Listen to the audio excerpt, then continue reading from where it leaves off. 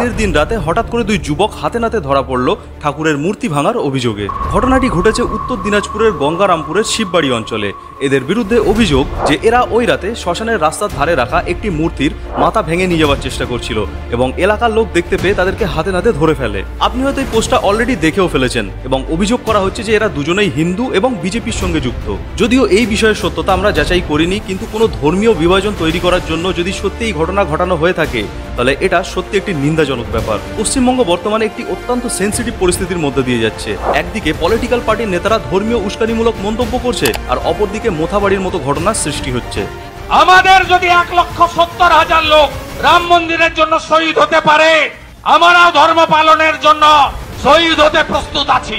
অবাক করা বিষয় হলো, যে বিজেপি হিন্দুত্ব নিয়ে কথা বলছে, যে বিজেপি মুসলিম বিধায়কদেরকে চ্যাংদোলা করে তুলে ফেলে দেওয়ার কথা বলছে, তাদেরই সর্বোচ্চ লিডার নরেন্দ্র মোদী ঈদের শুভেচ্ছা জানাচ্ছে সারা দেশকে টুইট করে।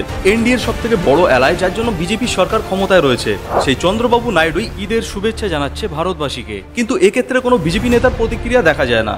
পশ্চিমবঙ্গে হিন্দুত্বের আবেগকে ব্যবহার করা হচ্ছে শুধুমাত্র রাজনীতির জন্য, আর কিছু মানুষ এটা বুঝেও অবুঝ। ডেভেলপমেন্ট, শিক্ষা, স্বাস্থ্য, টেকনোলজি, আনএমপ্লয়মেন্ট, ইকোনমি, দেশের প্রতিরক্ষা ব্যবস্থা, এই সব বিষয়ের থেকেও বড় ইস্যু বানানো হচ্ছে ধর্ম রক্ষাকে। সাধারণ এতটুকু বুদ্ধি যদি কারো মাথায় থাকে তাহলে সে জানবে যে মোগলরা 500 বছরেও হিন্দু ধর্মের কোনো ক্ষতি করতে পারেনি। সেখানেই সারা দেশে 79% হিন্দু থাকা সত্ত্বেও এই বিজেপিরা নাকি হিন্দুত্বকে বাঁচাতে চলেছে। হিন্দু বাঁচাবো, সংবিধান বাঁচাবো, অথচ সেই বিজেপি সরকারই সারা দেশকে কন্ট্রোল করছে।